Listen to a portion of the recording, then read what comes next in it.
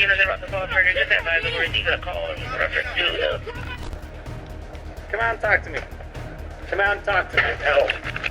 no. Roll over on your stomach. Roll over on your face. You want to play games? I'll play games with you. Roll onto your stomach now.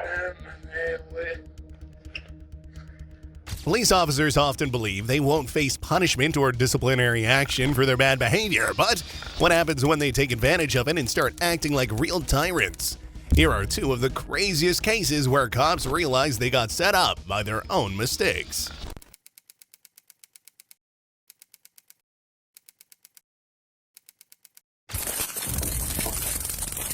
One away, I got one running.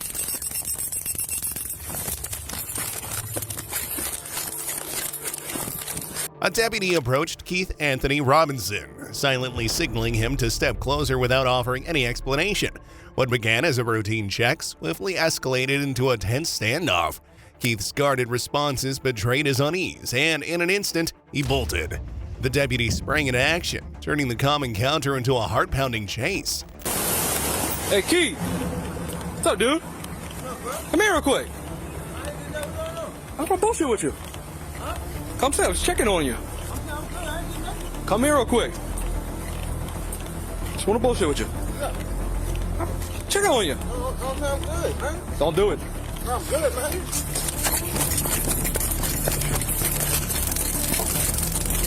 One away, I got one running.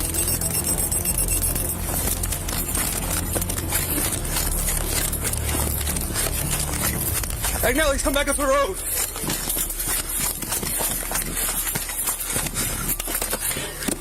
North, towards 90.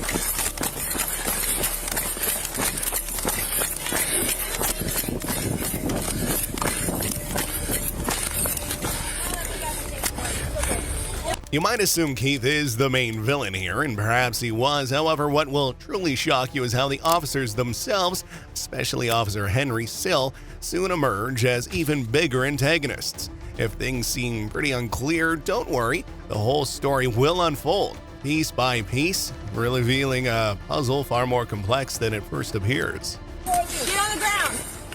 Get on the ground! Hold that. My one off. On the ground! On the ground all the way. Put your hands behind your back. Put your hands behind your back, man.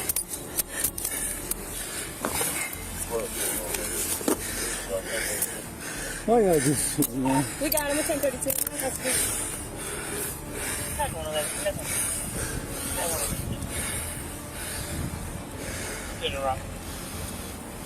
Go ahead, wheel to the side.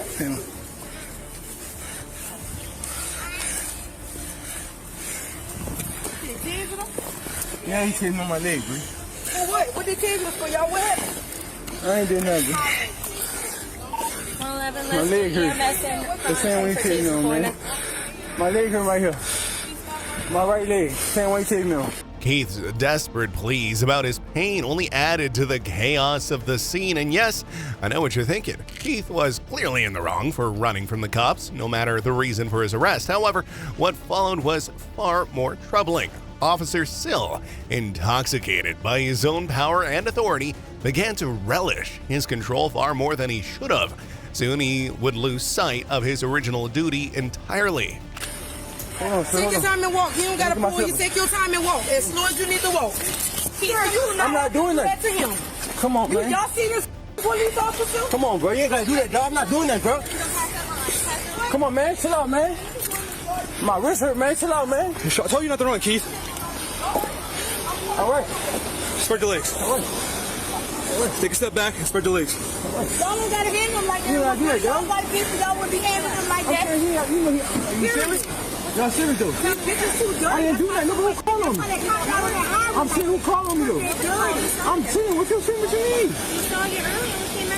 I didn't do him nothing. I know you're doing nothing. You're a wanted subject. Yes, ma'am. I understand that, though, but... Look, you're important for the EMS come to make sure you do Yeah, make sure the EMS come. I'm good, though. I'm gonna go to jail. I ain't tripping. I'm good. You gotta go to jail. You know you gotta I'm tripping. I ain't. Just when it seemed that Keith's arrest would bring chaos to an end, his sister, Mary Lee Breorn Robinson, arrived at the scene. Her remarks about her brother's arrest struck a nerve with Officer Sill, deeply offending him. That moment proved to be the breaking point. What happened next was truly unforgivable, an act so shocking that even his fellow officers were left stunned. I'm good, baby. I say I'm good. Big game, yeah? Big fucking thing. Big boom. Say what? Say what? Say what? Tell no grab nothing no more. You already know the here for. You know the deal. Now I'm good. Now I'm good. Yeah? Now I'm good. I'm in the roll. I'm right here. Yes, ma'am. Yes, ma'am. I'm done. I was going to check You with that. done? Here. It's on the window. Come tight in there. Where you at? You were hit with the taser? Yes, ma'am. On my leg on the right side. In the box. Yes, ma'am. All right, man. Check, see if you saw the pro. I'm gonna wear that shit. I call the police. All right. I'm not dealing with this. All right. I'm not going on this side because you're not about to handle them like that. Pass this line. Oh. Get up. Get off me. Get off me. Whatever Mary Lee said must have deeply wounded Officer Sill's ego as he reacted by shoving her forcefully to the ground before escalating to a physical confrontation. He completely disregarded the fact that she was simply a concerned sister, worried about her brother. But you know what the worst part of the entire encounter is? Officer Sill's reprehensible behavior didn't end there. It was only the beginning.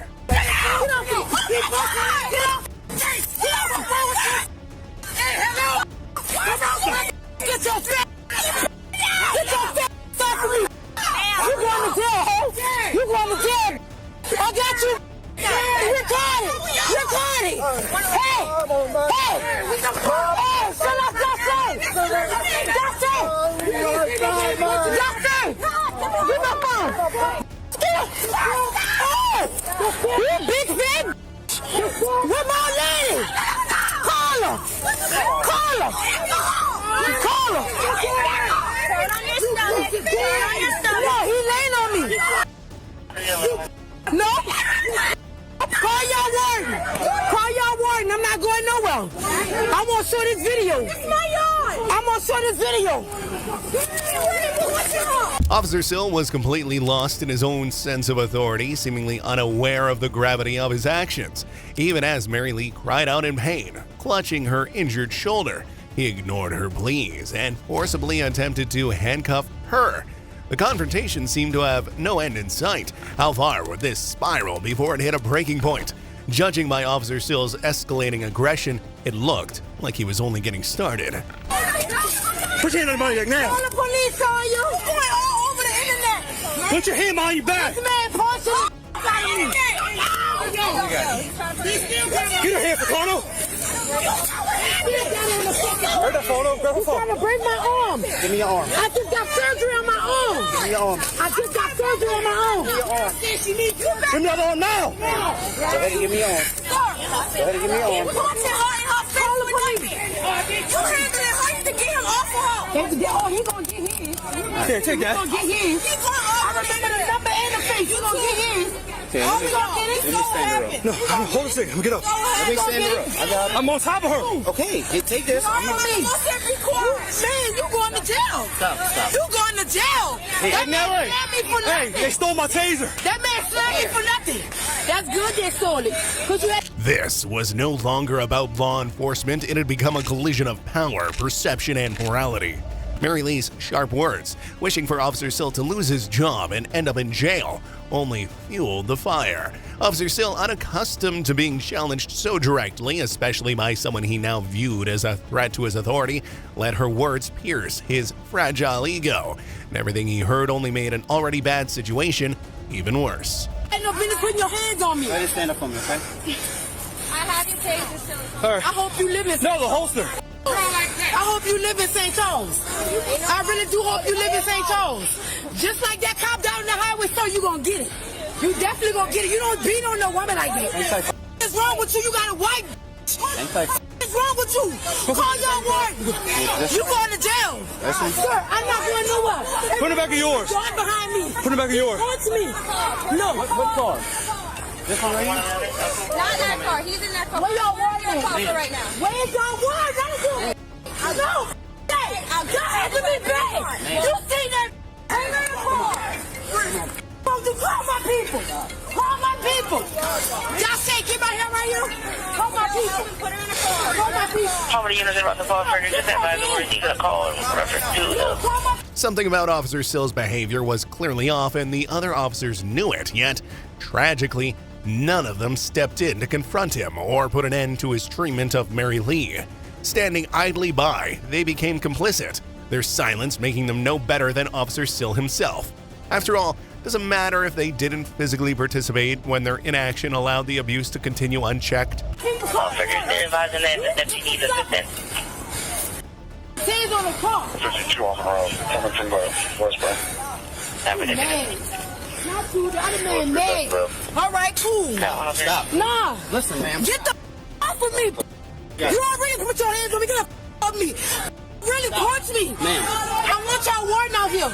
No, that man put his hands on me. Come over here, please. No. Ma'am. You stupid.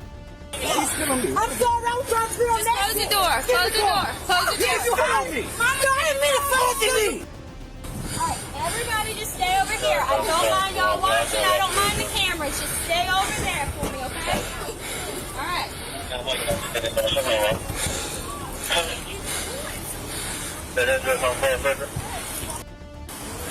Alright, take your taser. Only after a crowd of witnesses began gathering from the surrounding neighborhood did Officer Sill realize he had crossed a line. By then, it was too late. The damage was done and no words or action could undo the mistakes that led to the fatal outcome. However, Officer Sill wasn't ready to face the consequences just yet. Instead, he devised a rather cunning plan to try to escape accountability for his actions. I don't have a hole in the door. They killed, she kicked off, they grabbed it, took off the little boy. That's your taser. That's your taser. You hear me though? Huh? She kicked him, tased and broke it off. A little kid over there grabbed it, took off running with it. Oh, the actual holder? Yeah, I thought it was my taser. Okay. Why? Tell me what happened with her. I told her to get back and she come, if that means took off running. Okay. And that's why I took after her. She said when I got behind her, she took off running. Okay.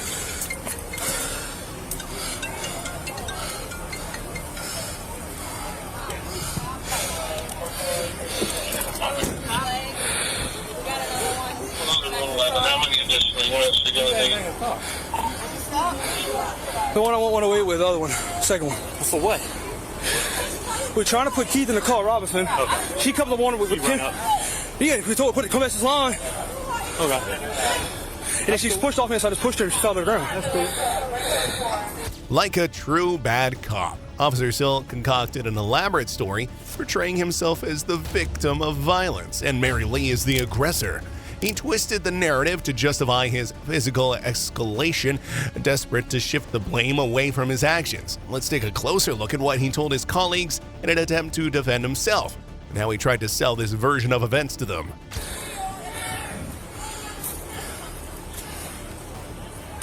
She punched me in the face one time.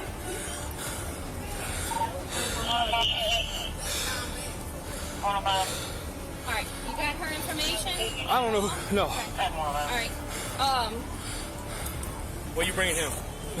They both yours. Does he have a probe in him and all? He says he does. That one got tased too? No, I didn't have Probes in him? He said it's in his right ankle. He says it is. How's it? Is it bad? He started. Shoot at the jail. He's, yes, I'll do it again.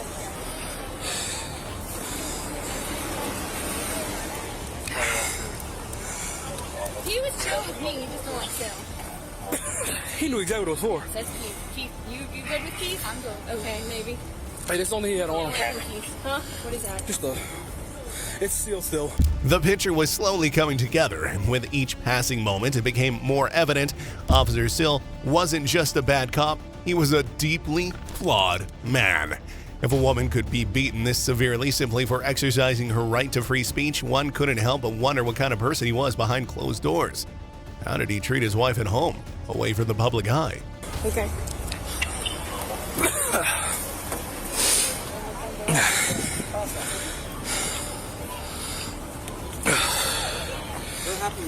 No!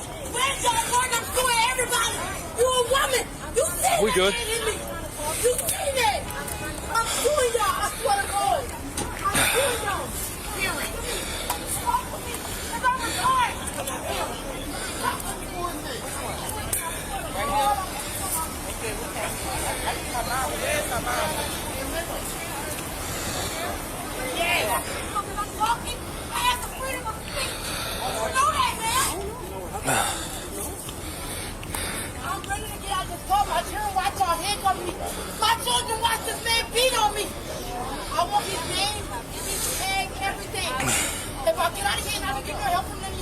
Officer Sill tried to claim that Mary Lee had set him up to hit her. But when that story didn't seem believable, he switched tactics. He showed another side of himself, a tendency for over-the-top dramatics, proving to be quite the drama queen.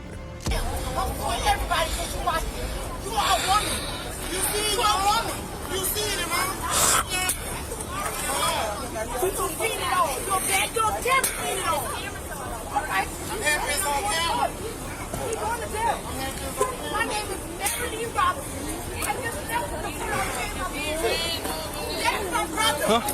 Yes. I don't know. It all came on me. They all came. Be outside. So I recorded. And this man beat on me. No, Keith Robinson was wanted for probation. I stopped out on him. I go bullshit with him. He took off. Like, don't do it, Keith. No. I'm asking this for me right now. But I'm not sure because when we cuffed him, they now put the police court order in effect. She come around my unit and tried to interfere. When I was the garbage, she took off running. When I caught her, she pulled from me and kind of at the same time I shoved her. you got old boy. Keith's in back of my car and over there.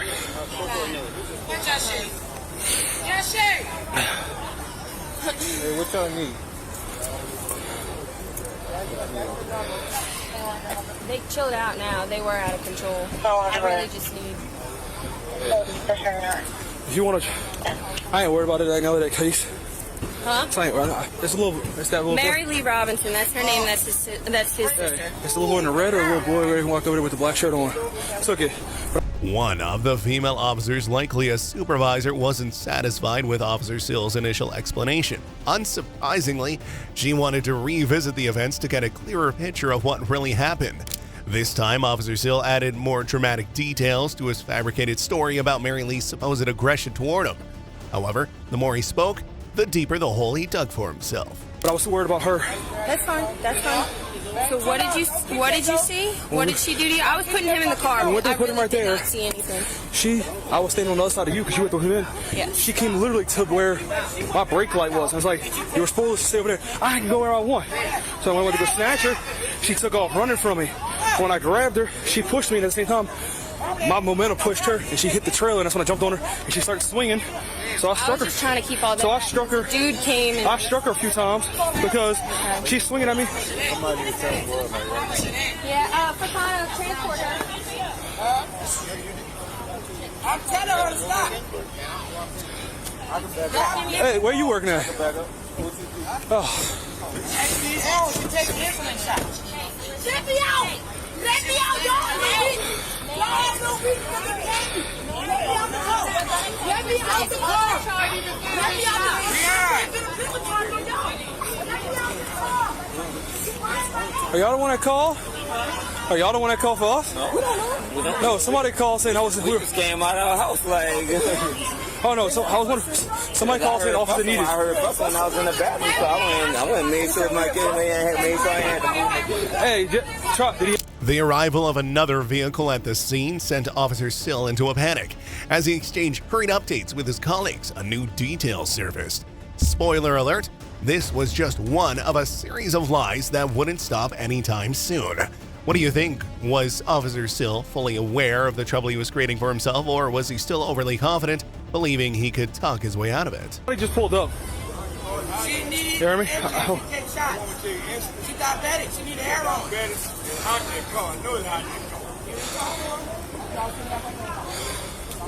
She's already aggravated. No, I was told to come over here. Hey, I was told to come this way because they're talking. Supervisor.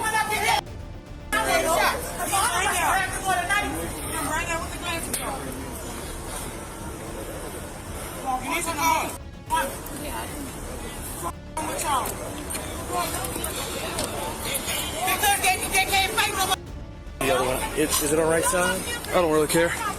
No, I don't have a holster. That's why I put it back there. She kicked my holster off and they took it. Oh. That's why I put it back in the back seat. The kids, one of the kids, when I was fighting with her.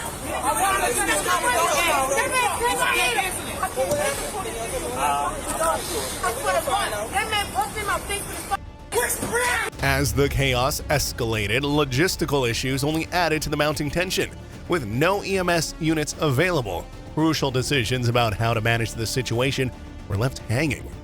To make matters worse, a missing holster created additional confusion, leaving the deputy visibly frustrated, despite being the one responsible for everything that had unfolded. It's clear to you that the situation was far from under control. Get away from them, so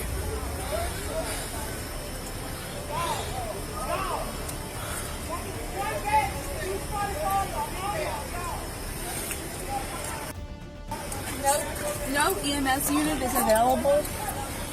What do you want to do with her? We don't already have one in route. No, there's no one available. So is Keith. Right. I just asked. They told me no one's en route.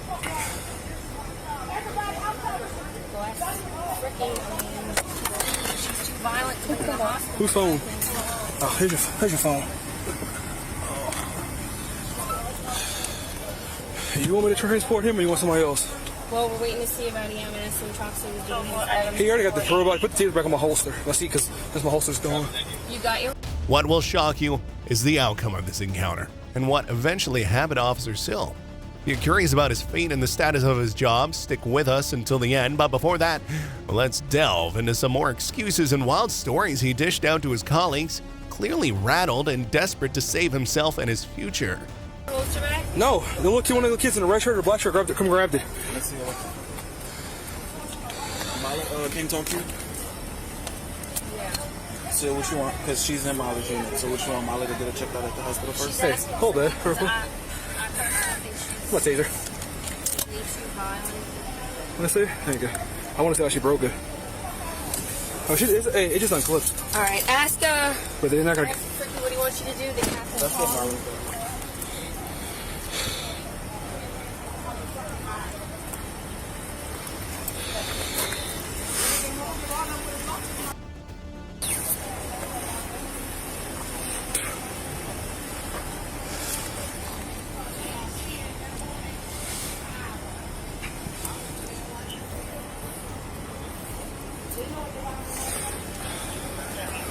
Officer Sill tried to stay involved in everything that was happening, offering suggestions in trying to help resolve the situation he had caused. However, his colleagues weren't fooled. In fact, they were considering removing him from the scene to help de-escalate the chaos unfolding before their eyes.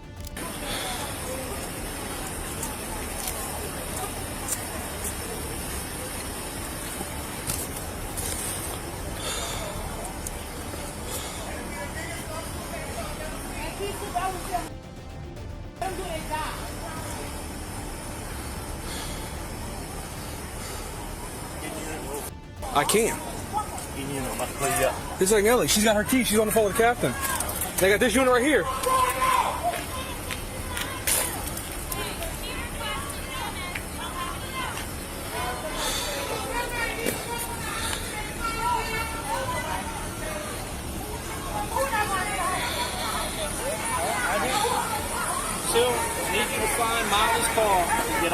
I don't know which one Molly's is. Wait, she's in. The girl's in the Molly's car. Find another unit and get out of here. Shockingly, Officer Henry Sill was not fired after the incident in Lulling.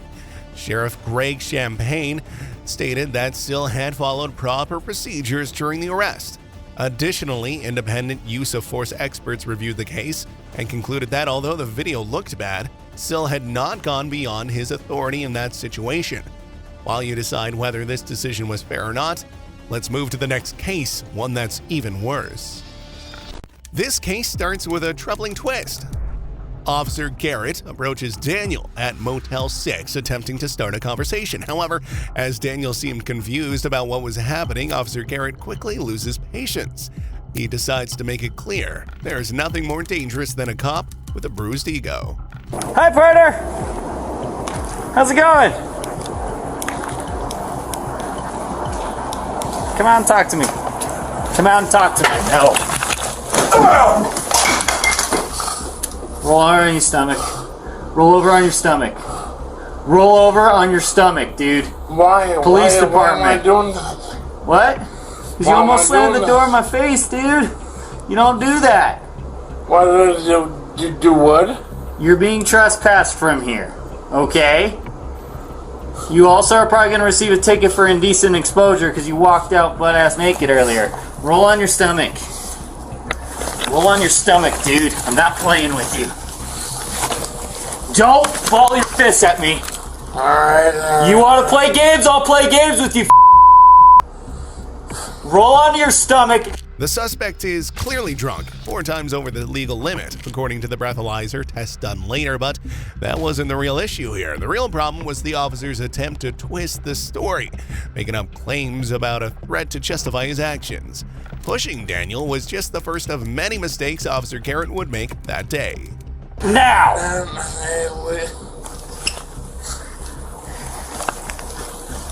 Don't make me tase you. Get your other hand behind your back. Get your other hand behind your back! Grab his other arm. He's intoxicated.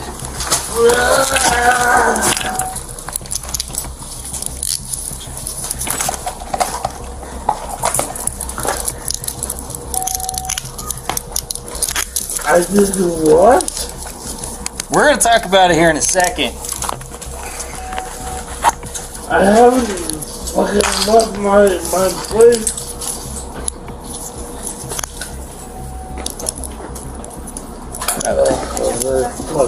Is it clear? No, but fuck me. 12:48, 1 detained.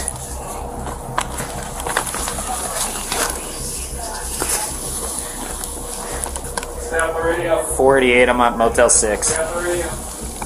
We're all right.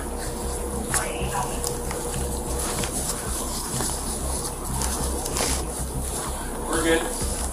Keep the radio open. Yeah, I know. Alright, roll over on your side.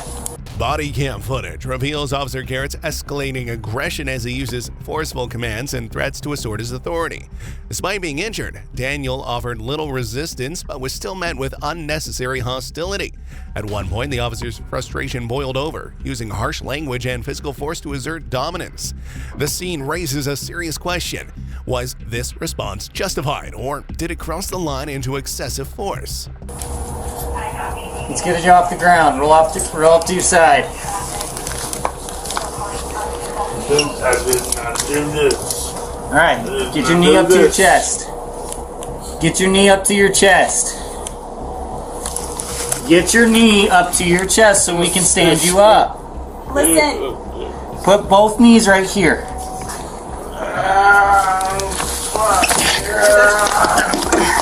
Stand up.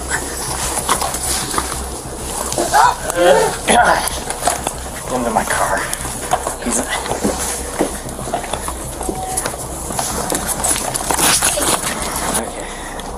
It wasn't a bend over the head and sand. It was. I'll call him right now. I got it. I'll take care of it. Yeah, just let him know we're code for.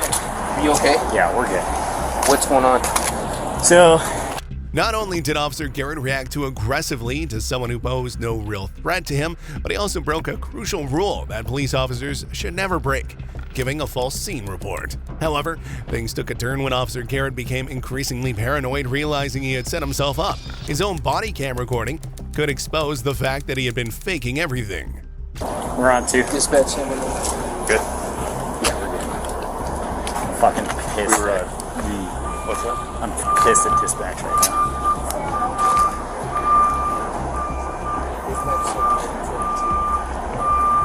I switched my car radio over and not this one. Hey, can you have fire response Motel 6? Very 54A subject. Fell over, just check him out. Please. Can you talk to Ashley? Try to get his information, who he is, and lower here. Also, there were 2 employees here. That's one of them. I'll go talk to them, but they're the I'm not saying Daniel was completely innocent. He made mistakes, and the upcoming interview will confirm that. The officer spoke to a witness who reported seeing Daniel fully exposed earlier, expressing concern about nearby children. However, by the time Officer Garrett arrived, Daniel was fully clothed. This points to a critical oversight. Officer Garrett failed to investigate Daniel's side of the story, jumping to conclusions without gathering all the facts. ones that saw him naked walk out, so I need to get there. He's under arrest for resisting at a minimum, and then we'll go from there. get his info. Is the car open? It's open now.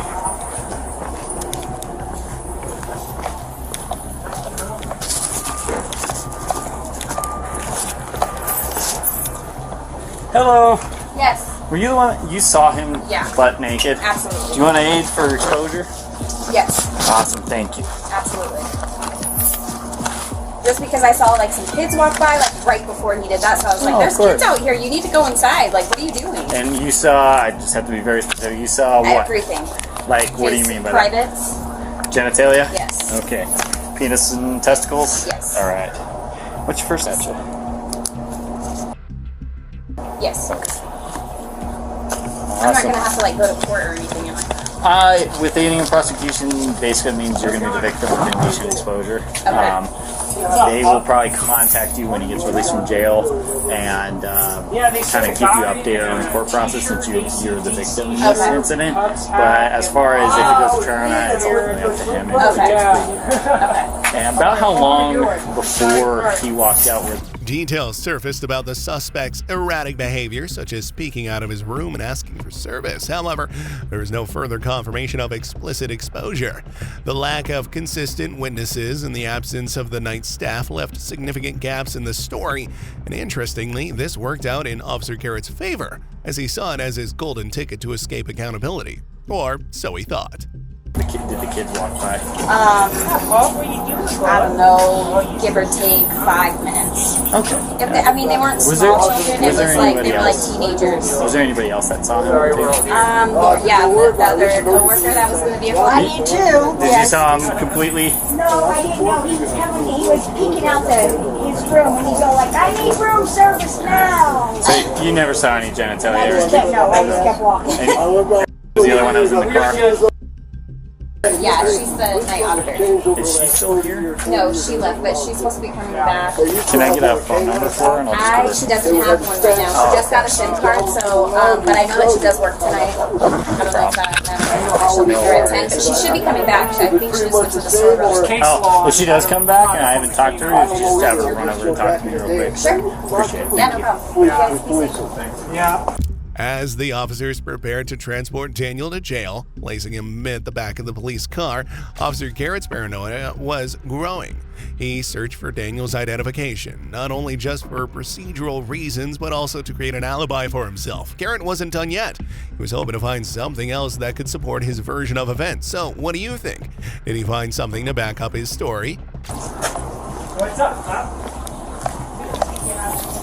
Would you mind? What's that? What else do you need? Can you talk to the front desk? We gotta try to find his ID. They want him completely out of the room. So.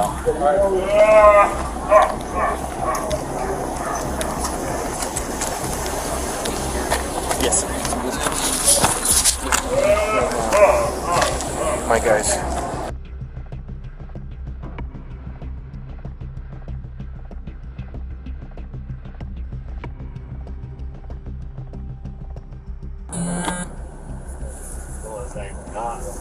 Stop.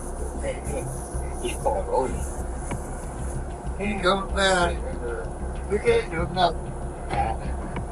Fucked up. He called him this at me, so I put my finger on his chest. He was scared. And his son was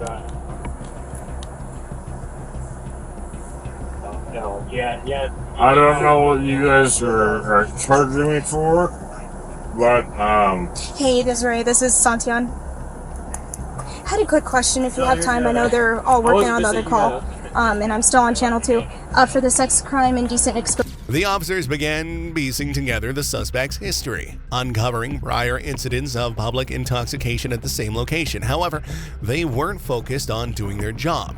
Impartially, instead, they were helping Officer Garrett find anything that could make Daniel look even more guilty than he already was. Their goal was clear: protect Garrett and ensure he wouldn't face any consequences for his actions. Exposure. I have a name, and he can't talk right now. He's intoxicated, and we dealt with him earlier today. So his name was Daniel, and he was contacted twice at this location. black. They're engraved, and I can't get the rest of his information. So I was wondering if you could pull from the previous call.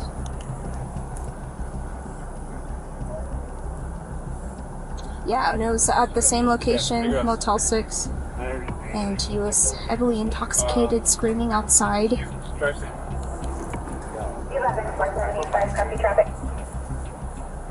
Just ran over and So we had a wreck list. The current is actually delayed at this point, but the RP is requesting a 21. Yes. Okay, you didn't have a date of birth, they didn't run him? The officers focused on confirming Daniel's identity and cross-referencing prior records to strengthen their case. Meanwhile, Daniel sat injured in the back of the police car. Not a single officer thought to call an ambulance, despite the force with which he hit his head when Officer Garrett had pushed him. This neglect raises an important question. Could this oversight prove to be a fatal mistake in the end? 92 of 85. Can you spell out the last name for me? Okay. Copy. 475, I'll take you off the call. who's right down. Oh, she's. Got it. Oh. Robert 450, go ahead with your traffic. Okay. Yeah, I'll try that one and see if we have him. Okay. Are we back on one? Thank you, ma'am. Yeah, they were.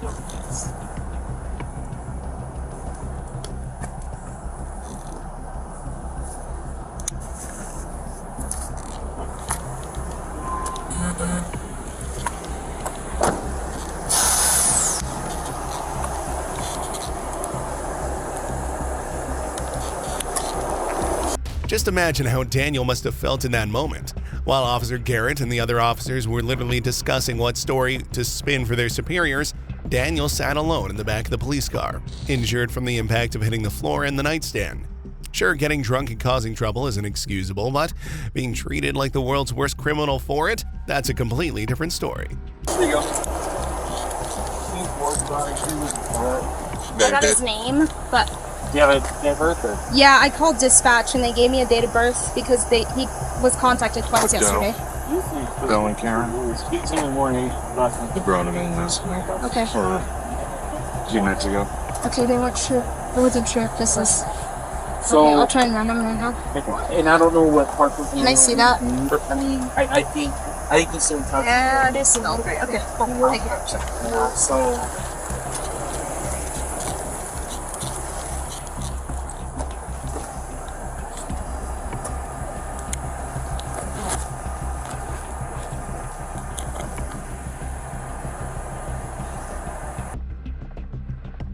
Alright.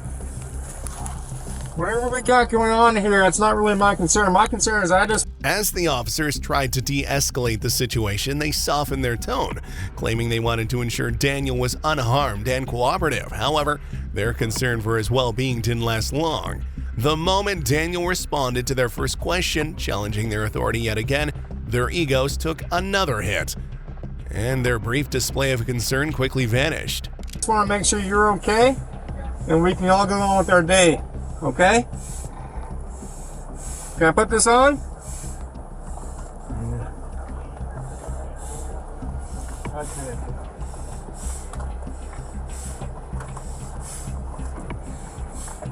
Daniel, do you have any medical complaints today? No? Okay. You got it, sir. Yeah.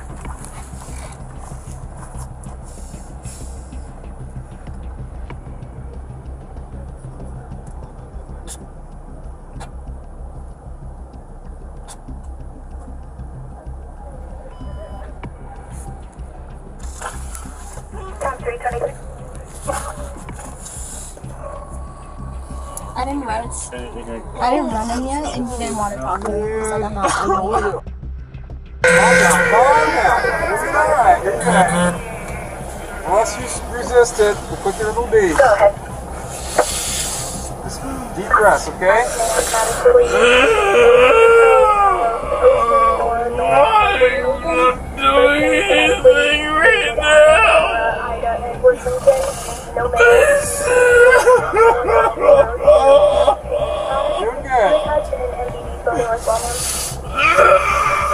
was visibly in pain, screaming at the top of his lungs, but the officers didn't take him seriously. Instead, they used his distress as an opportunity to turn the situation to their advantage.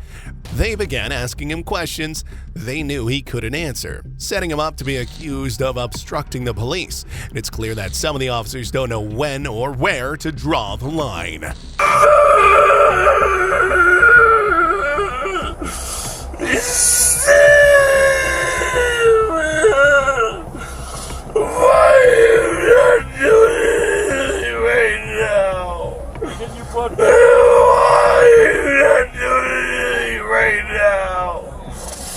Hey, Daniel, talk to me. I'm gonna fucking murder you.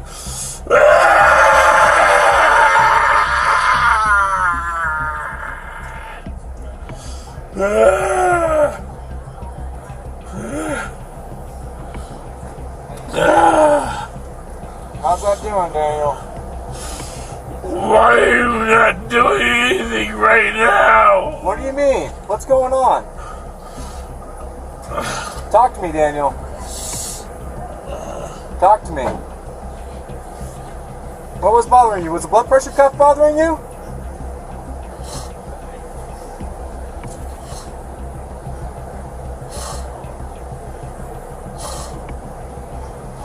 Daniel, can you tell me what town you're in? 31 to 508. I'm getting negative 29, no record for Daniel O'Connell.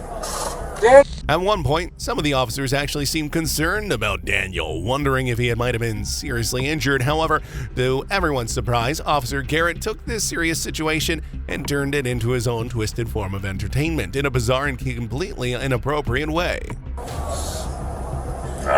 Daniel, can you tell me what city you're in?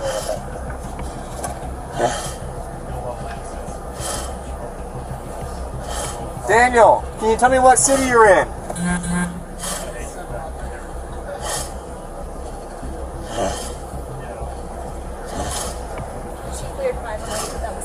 Yeah. Just clear back, say 510 I copy.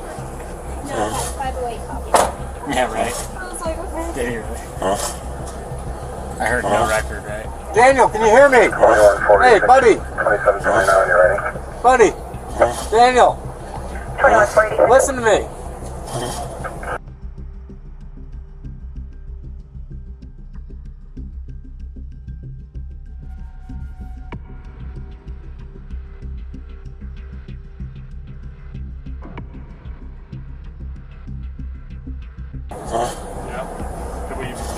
I copy. No, I mean, I was going to wait on blood pressure before I tried to get in there. Yeah, we can do it off here too, though. It's like we do as a child. I mean, I'd let the blood pressure finish, but sees those hands behind his back. I mean, I guess once he starts talking to you, Tension grew as the officers repeatedly called out to Daniel, trying to get a response, but he remained unresponsive. This created an unsettling atmosphere, shifting the focus from enforcing the law to checking on his well-being, at least for most officers. The same couldn't be said for Officer Garrett, who still seemed unconcerned. Hey, Daniel! Daniel! Buddy! Buddy!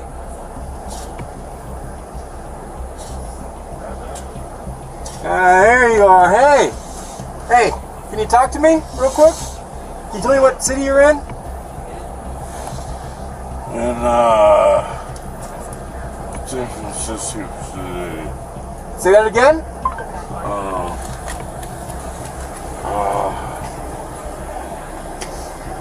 Daniel, what city are you in? What town? Where are we? He was in his room here. He kept walking out, but that's how we got called. And I come out here and he tried to slam the door in my face, so I grab onto him and he just falls over. And he tries fighting.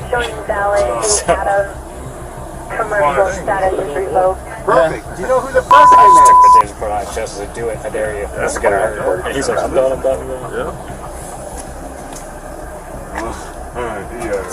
Can you tell me? He's going hospital. Okay. I was gonna say the else is gonna Right around anyway. Oh yeah, no, he's going hospital. Good. How many quarters on a dollar? I'm gonna see if one of those guys can ride with him in the ambulance. Perfect. handcuffs. Panic set in when the officers realized Daniel was unconscious and unresponsive, forcing them to act quickly to revive him. The gravity of the situation became undeniable as they planned to transport him to hospital. Was Daniel's condition simply a momentary lapse caused by severe intoxication, or were the earlier confrontations responsible for more serious hidden injuries? I want you to think, Hey, And I tried to set a release there. I want you to think really hard. hey, how many? I want to close a little. That's a good question, though. I want you to think real hard for me, okay? What town are you in? I'm gonna go try and call this chase number and see if I can run it over. That'd be awesome. Thank you. Copy, Robert. 74 on the west side of courthouse, code 4.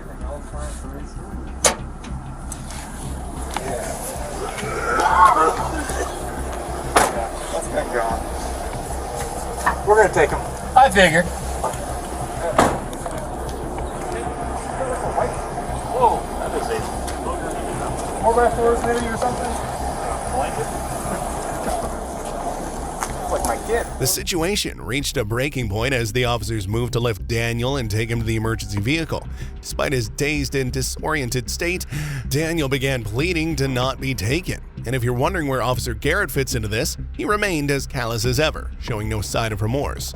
In fact, he seemed determined to continue his cold, unfeeling demeanor with no plans to change anytime soon. Don't take me, don't take me. Hey, Daniel, don't take me, don't touch me. Let's get you to the hospital, bud. One of you mind riding with him? What's that? Hey, let me help you with that. You tried. I was gonna help, but Dang it. You're going to need another set of cuffs just for the boogers. We got boogers all over in there now. Mrs. Craig, or Whatever. Won't be the first time. Won't be the last. Take me, don't take me. You guys can't take me. Yeah, Daniel, listen. You're going to the hospital. Okay? No, you can't take me to the hospital. You don't know where you're at or what's going on, so you are not alert and oriented, All right, okay? well, tell me what's going on. Okay, I'm going to tell you what's going on. You're going to go to the hospital. You're going to get medically Tell me what's cleared. going on right now. here's the deal. You told me that. The worst thing Officer Garrett did, besides laughing at poor Daniel and pushing him in a way that could have caused serious fatal injuries, was muting his body camera multiple times. This is a serious violation for any officer and something that could result in punishment. But just when you thought he couldn't stoop any lower, Officer Garrett found a way to prove you wrong. No. You tell me what's going on. I just did. I'm telling you, we're going to the hospital. You thought we're in San Francisco? We're not in San Francisco. Okay? So what you that means legally, my friend. He just fell. He tried to slam the door in my face, so I kind of stopped him. I went like this, and he just went boom. Okay. So it was ground level fall backwards. Okay. He didn't hit his head or anything on anything. So. we're not there either. You can't tell me where we are. Legally, we have to bring you to the hospital. You understand that? And do you know what to do? No. Okay? Well, I have Indecent to exposure. the hospital. So he kept walking out of his room. Okay. You understand where you're going if you didn't go to the hospital? You know where you're going if you don't go to the hospital? Where's that? Directly to jail. So would you Why rather... everybody going to the jail? Well, Guess what? You're not getting cited and released anymore. You are going to jail, which means you have to stop at the hospital. Officer Garrett's version of events conveniently downplayed his role in Daniel's fall, describing it as an accidental loss of balance. But that's not all. He even attempted to cast himself as a hero rather than the aggressor.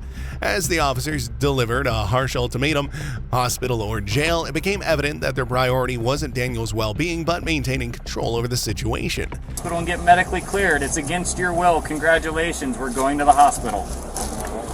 And guess what? Afterward, you're going to jail. You're under arrest. Boom, problem solved. you get a more comfortable stay in between. So.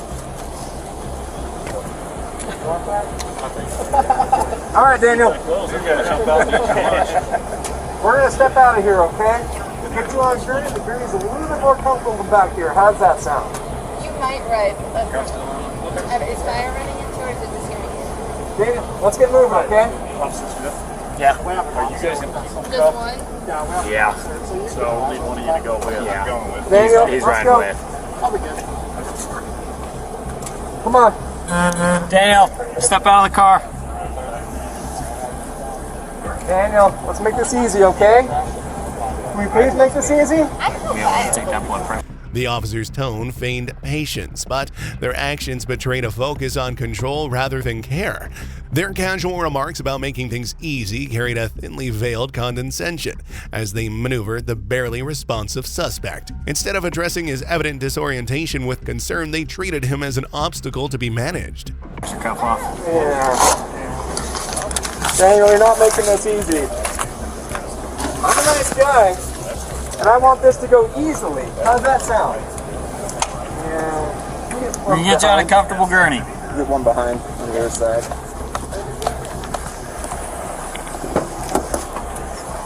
We can probably, depending on what we do at the cut, we'll do a figure of maybe the earlobe. Okay. Daniel, stand up, dude.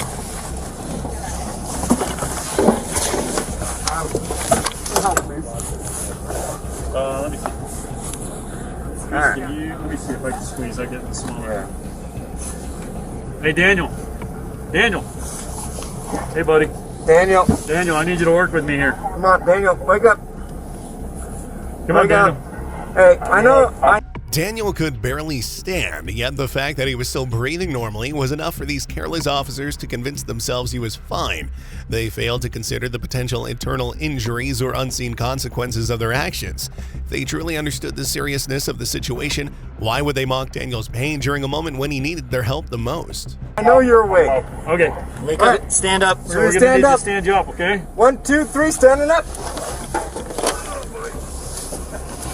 You're such a boy. I know. Okay. Let's try to spin them this way so we can get them. Do we want to move cuffs to a different location, or we're going to keep them behind? Okay, I'd prefer them to stay behind. Oh, okay. Let's just sit down for now. What about a mega boomer and just laying underneath? Yeah. Okay. I got one. I'm a libertarian! I'm not following that logic.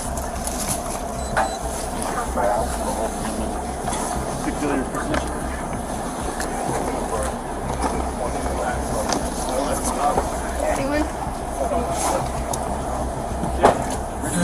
Although every officer involved in this situation acted poorly and deserved to be fired, Officer Garrett was undoubtedly the worst of them all. His behavior stood out as particularly appalling. Just look at how detached he was during Daniel's transport, despite being the one responsible for Daniel's condition. He showed no accountability, no willingness to participate in ensuring Daniel's safety. Instead, he distanced himself from the very mess he had created.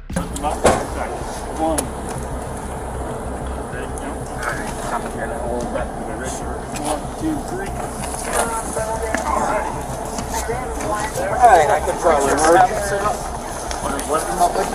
I've got legs right here. I'll put this one if you want. What do you squat, Daniel? 1, 2, 3.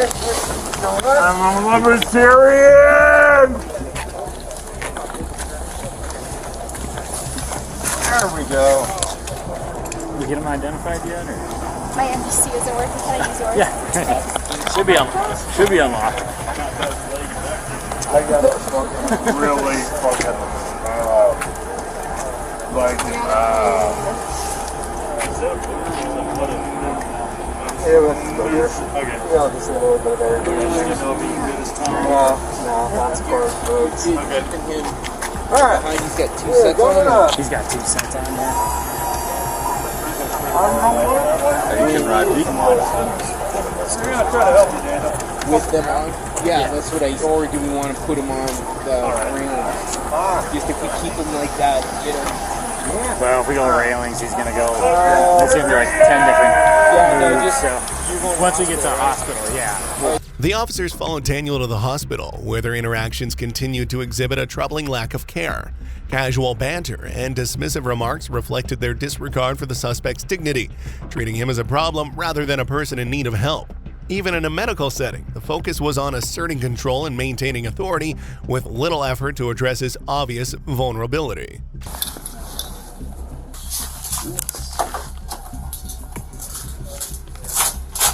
Yeah, and did he try to headbutt anybody? Nothing. Did he try to Do you want a chest strap, you think? I'll just sit up sometimes, but I don't fucking move. You are doing great at this moment. Hey, I don't any motherfucker. Okay. Hey, well, this motherfucker right here, right? To my right, to your left. He's not Doc. You're not Doc. Okay. There's a thing called She's consent. Veronica. She's Veronica. Okay, that's enough of that. I don't give a fuck about anything. I've noticed. Why? No, I need that girl. She's not coming back for that. I talked to one of your employees, Kristen. Good. At the hospital, the officer escalated tensions further, threatening additional charges if the suspect didn't comply. The justification for the arrest, indecent exposure and resisting arrest, was repeated, but the suspect's protest hinted at a different perspective. The officer's narrative seemed meticulously crafted to justify his actions, leveraging authority to silence any dissent. Let us know. If you continue to yell profanities at this hospital, I'm going to find someone to charge you with disorderly conduct. Do you understand what I'm saying? Stop yelling. Why am I charged with this? Because you walked out of your motel room several times and exposed your genitalia to multiple employees at the motel. Then when I tried to contact you, you attempted to slam a door in my face. I attempted to grab onto you, you fell backwards, and then you balled up both fists as if you were going to fight me. That is resisting arrest, and you are under arrest for both of those things. Indecent exposure and resisting arrest. If you continue to yell and have this type of behavior, I'm going to add the additional charges of disorderly conduct. Do you understand what I'm saying? Stop yelling. I do, but... No, we're done. At the hospital, Officer Garrett continued to push boundaries, testing the patience of everyone around him. He couldn't have picked a worse moment to deliver the news to Daniel that his stay at the hotel had been canceled and he was now being charged with trespassing. It's hard to imagine a police officer displaying such a lack of understanding and empathy. Have you encountered someone in law enforcement so callous? My attorney. Okay, you'll talk to an attorney later. What's going on?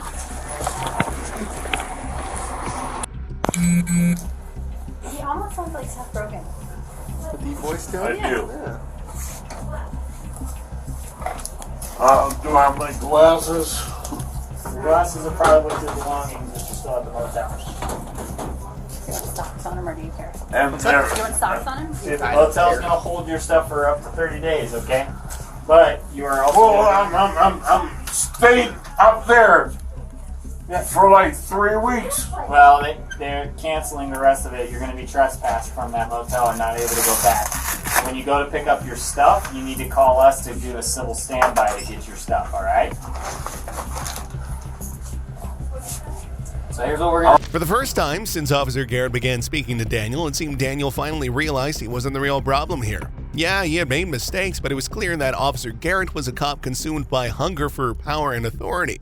Unfortunately, Daniel also understood that his word against Officer Garrett's carried little weight and that harsh reality wouldn't change, not even until the very end.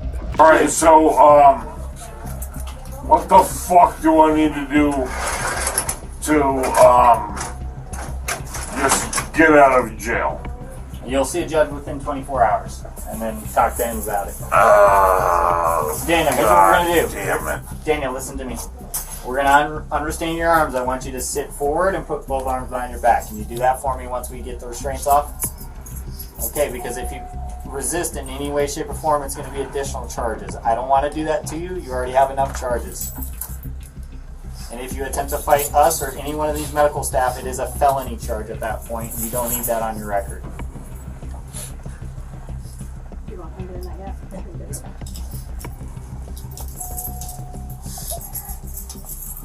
I just want to go back to my hotel. The police officers didn't bother waiting for the doctors to confirm that Daniel was fully healthy. All they needed to hear was that he was out of immediate danger, and they picked up right where they left off when they first encountered him, continuing their harsh and dismissive treatment as if nothing had happened.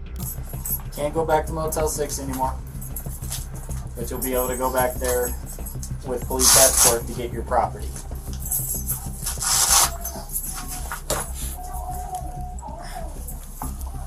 I can't.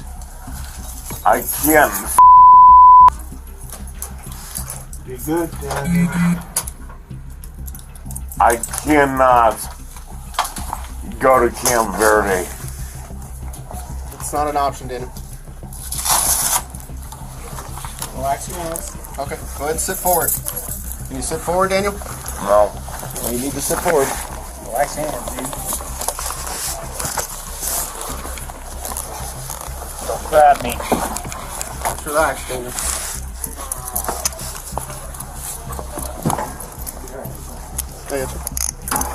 After the incident, the lead officer in the case, Carrot, was suspended for 2 years by the Arizona Peace Officer Standards and Training Board for inappropriate conduct during an arrest. Considering his behavior, it seems like a rather mild punishment. Wouldn't you agree? If you thought today's video was wild, just wait for the next one. We've got even crazier cops and even bigger surprises coming your way.